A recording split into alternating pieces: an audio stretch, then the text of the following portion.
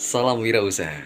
Untuk menjawab pertanyaan dari teman-teman yang ada di kolom komentar ZTV Inspirasi, sekaligus saya akan menjawab semuanya di sini karena tidak mungkin saya akan menjawab satu-satu komentar. Padahal di video sebelum-sebelumnya sudah dibahas rahasia bisnis air minum isi ulang ya.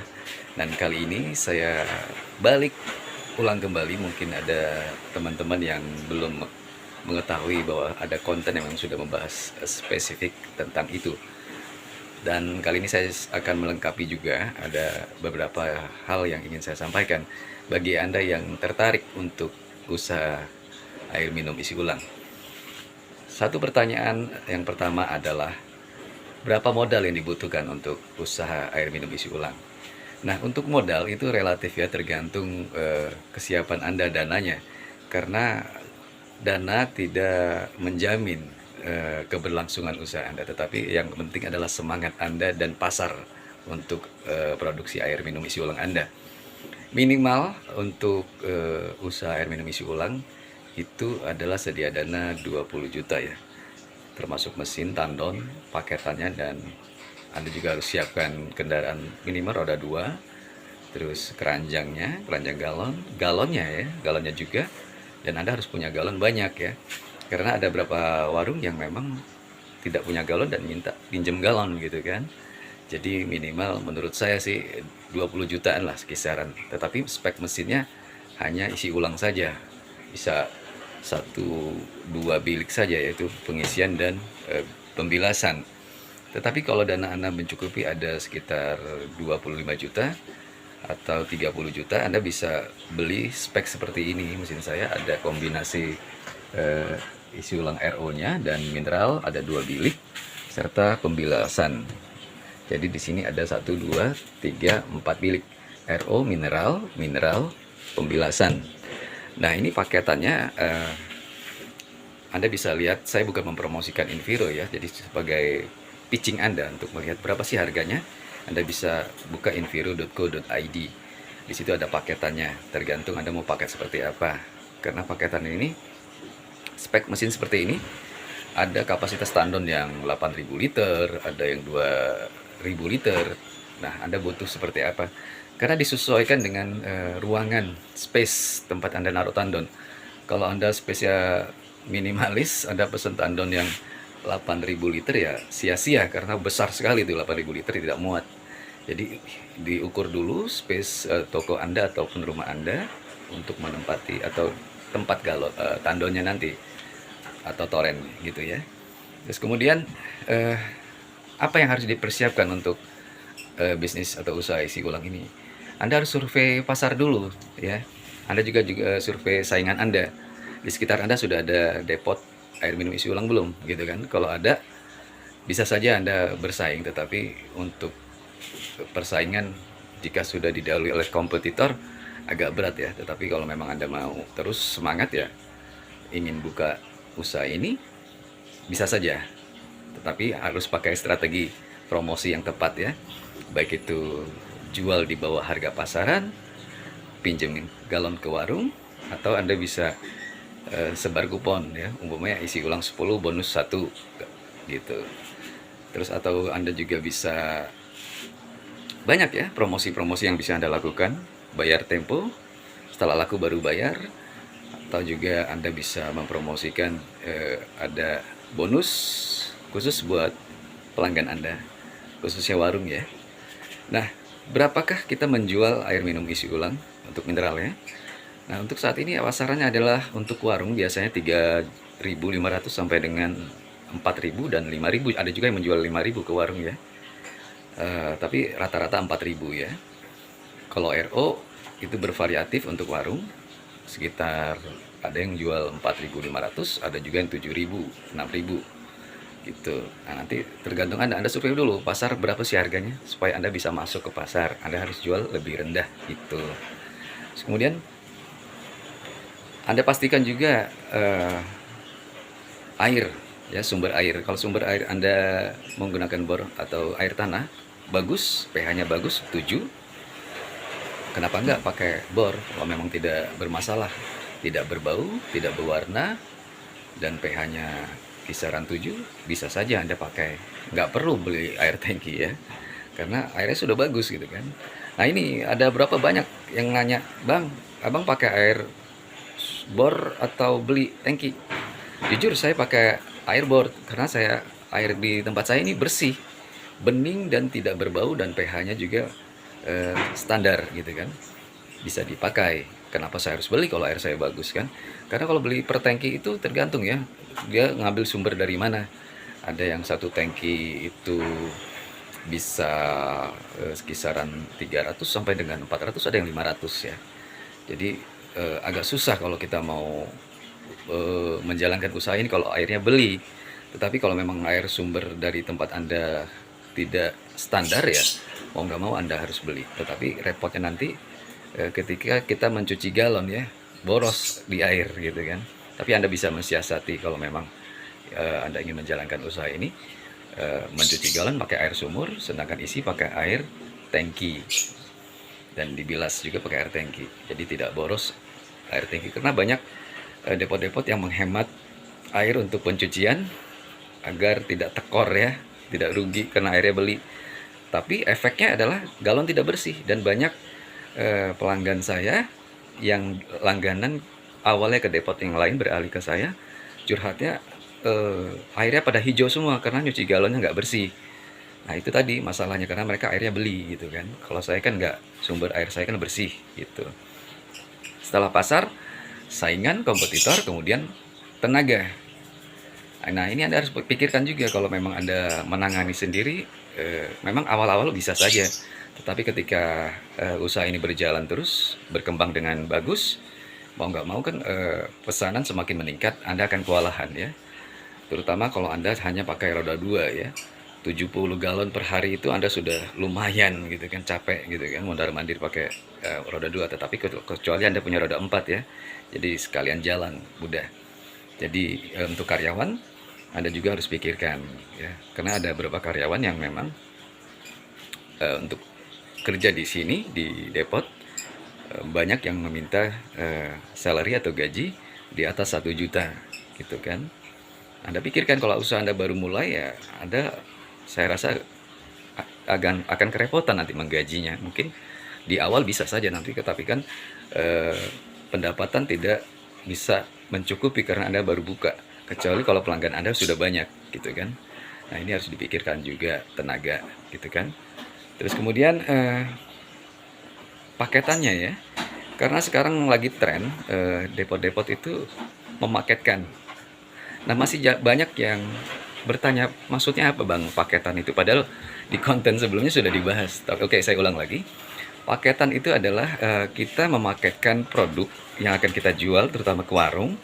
Itu bukan hanya isi ulang saja ya, tetapi ada kombinasi gas dan aqua asli ya. Jadi dia minta isi ulang, tetapi harus ada gas kita sediakan atau aqua.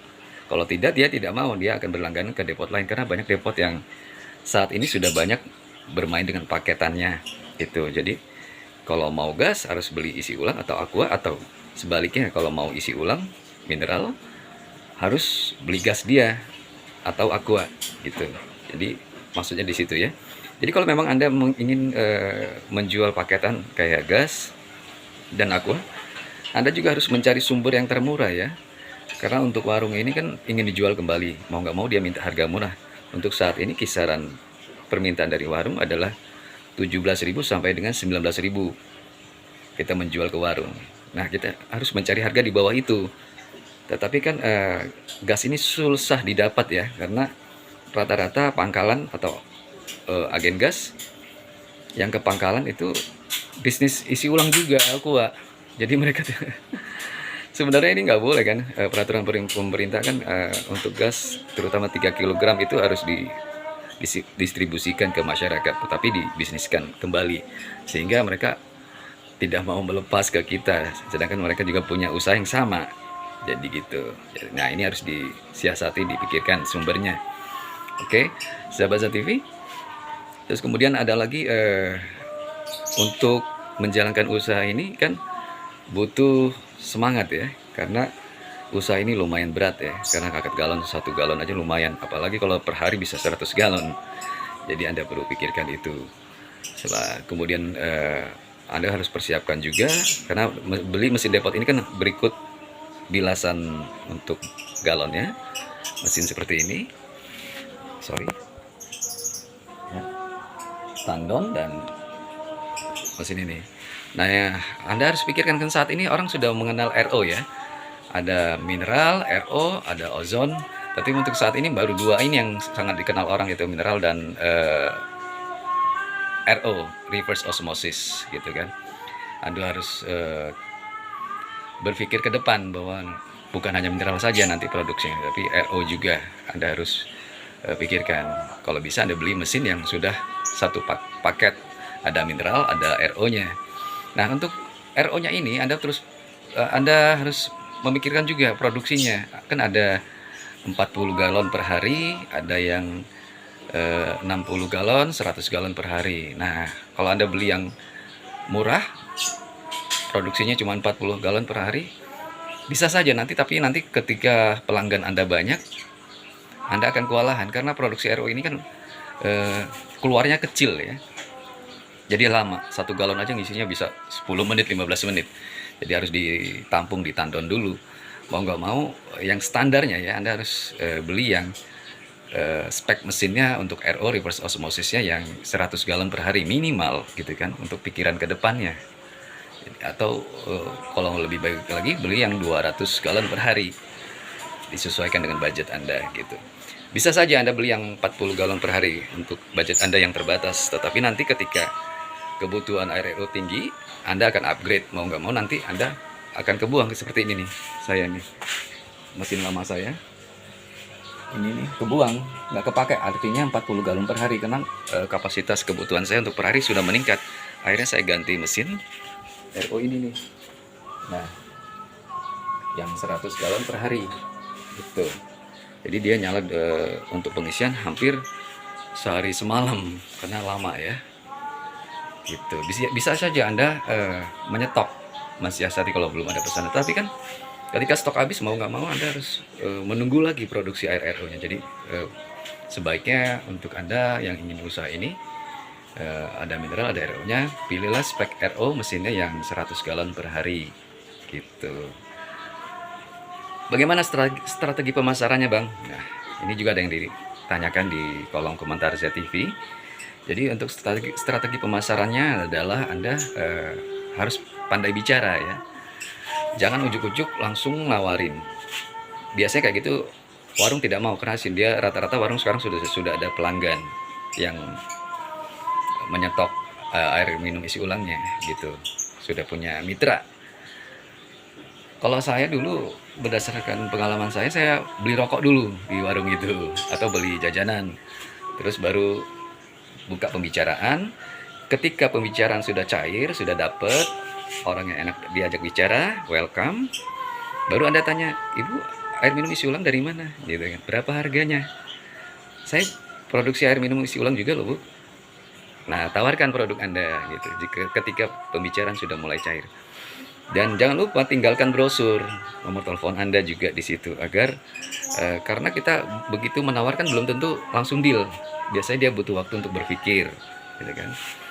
Dan kalau dia harganya sama, ngapain gitu, ya Anda harus turunkan harga Anda dan tawarkan juga pinjam galon gitu kan. Jadi ada daya tarik dia untuk beralih ke kita. Namanya persaingan ya, bersaing sehat gitu kan, bukan bersaing tidak sehat.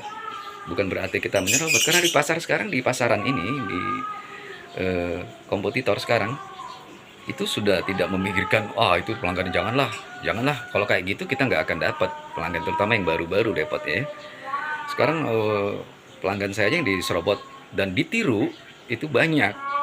Tadinya saya pakai segel seperti ini nih, sebenarnya bukan segel sih ya, ibaratnya pemanis saja, udah ditiru persis, warnanya sama juga gitu kan. Terus kemudian berdasarkan pengalaman saya, karena saya sekarang tadi saya ada 2 karyawan, tetapi saya tangani sendiri karena ada masalah dengan karyawan yang tidak jujur. Saya tangani sendiri sekarang, otomatis saya kewalahan, kerepotan yang berefek pada keterlambatan pengiriman. Nah, ini jadi masalah. Anda perlu pikirkan karena pelanggan terutama warung atau rumah tangga ini pengen cepat diantar gitu kan. Gitu. Jadi Anda harus pikirkan. Terutama untuk kecepatan ini sangat-sangat berpengaruh pada kesetiaan atau loyalitas pelanggan Anda.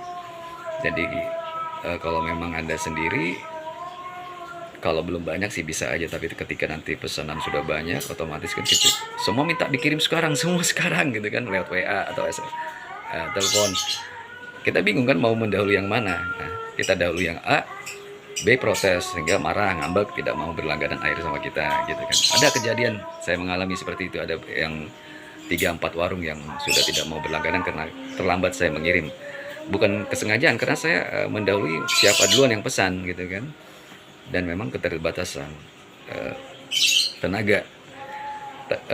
Berapa kali saya memang ingin merekrut karyawan, tetapi memang karyawan ini tipe-tipe karakternya kan banyak ya. Ada yang jujur, ada yang males. Jadi repot untuk mencari pelanggan yang karyawan yang tepat ya. Jadi butuh waktu gitu kan. Dan terlalu dekat sama karyawan juga kan tidak bagus. Kita tidak dianggap nanti wibawa kita hilang. Itu yang saya alami ketika dekat sama karyawan, sehingga ya sering izin gitu. Baru sebulan izinnya udah 5 atau 7 kali gitu kan.